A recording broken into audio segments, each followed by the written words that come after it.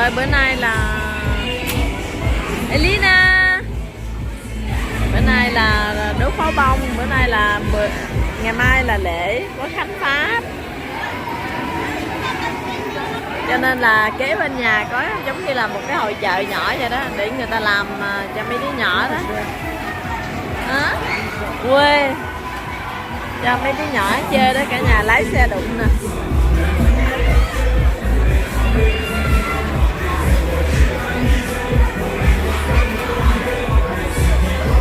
Đi nào không dám lái này đâu, một mình đi nào không dám chơi.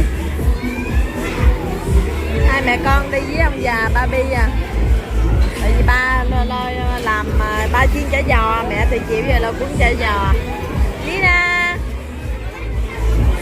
ở đây ngồi coi đốt pháo bông nè. Barbie xíu ra đốt pháo bông nè. Thôi đi lại đây cho Lina chơi cái gì đi nè. Dạ đây nè, câu vịt nè đó, cho Lina câu vịt. Câu vịt 5 đồng, phải câu 14 con, xong rồi hồi sẽ vô trong trọng lấy được quà trong đó. Après choisi cadeau, hein, il y en a plein cadeau. Ui, đó, quá trời đồ luôn, quá trời cadeau luôn. Đó, hồi trong đó vô đó muốn lựa gì lựa. Trời ơi, này lụm tiền sướng luôn. Thả nước thì mấy con này chảy vậy thôi. Lụm tiền mấy nhỏ sướng luôn, cứ đứa 5 đồng vậy thôi. Hả? Cá tốt. Còn một con nữa là đủ nha Lina. Voilà, 14. Ouais. Elina, ramenez dans la dame et cherchez cadeau đi. On choisit cadeau. Il y a pas beaucoup là.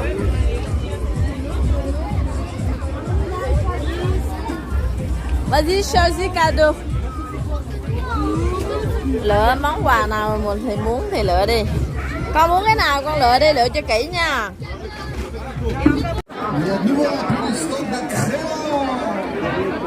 La deuxième nouvelle, c'est que le feu d'artifice est normalement prévu à 23h15.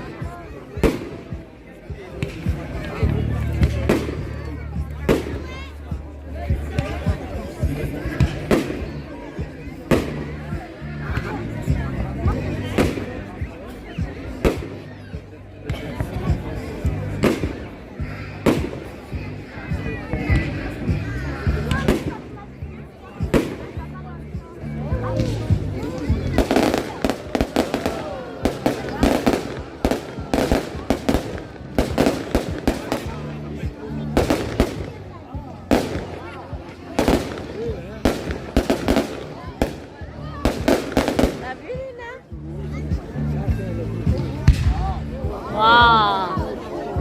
Wow. Cái này mới bự nè.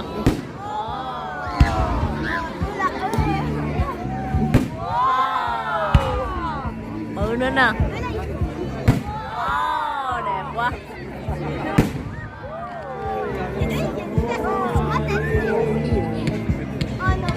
Quá trời luôn, tối nay là chỗ nào cũng đốt pháo hết trơn.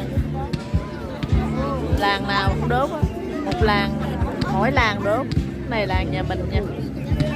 Cái này làng sát bên nhà mình. Mỗi làng đốt nhỏ nhỏ vậy thôi. Còn muốn coi đốt lớn nữa thì ra ngay trung tâm của thành phố. Thì mình không có đi nha cả nhà.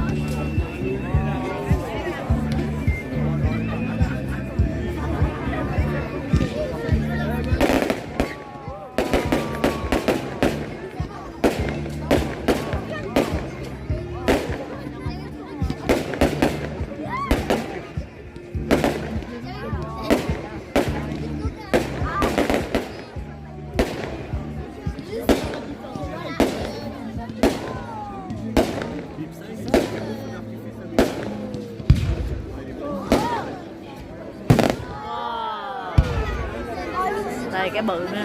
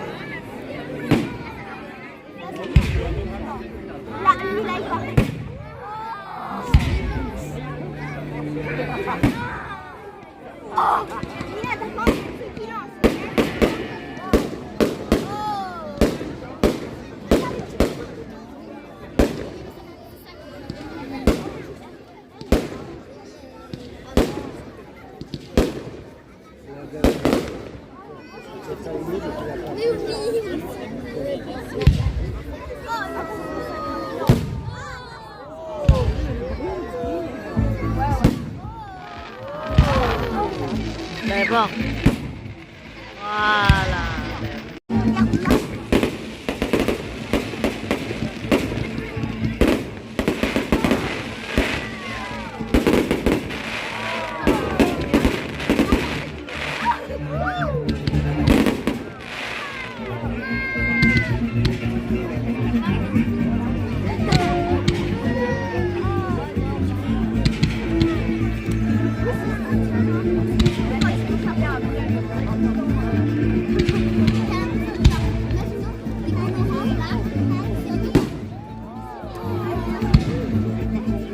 Là thích không con?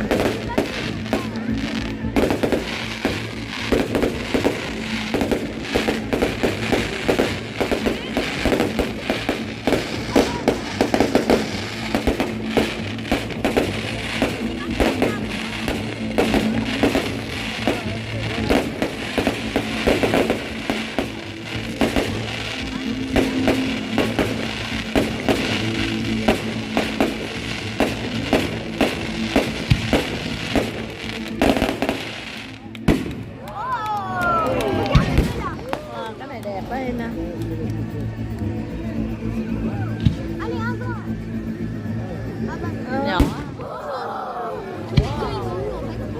ở đây chạy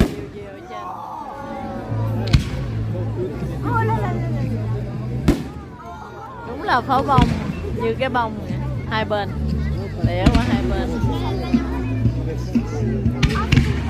đẻ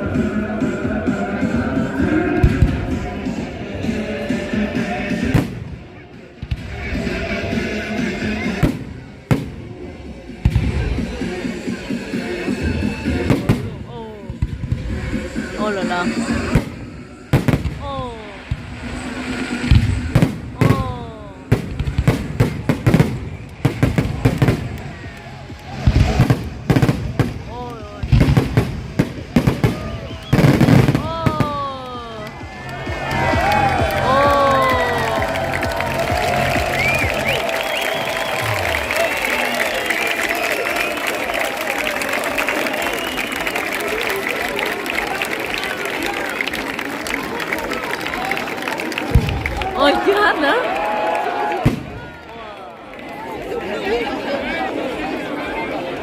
Rồi hết rồi quá. Ina nè, Ina với Barbie nè. Ina với Barbie.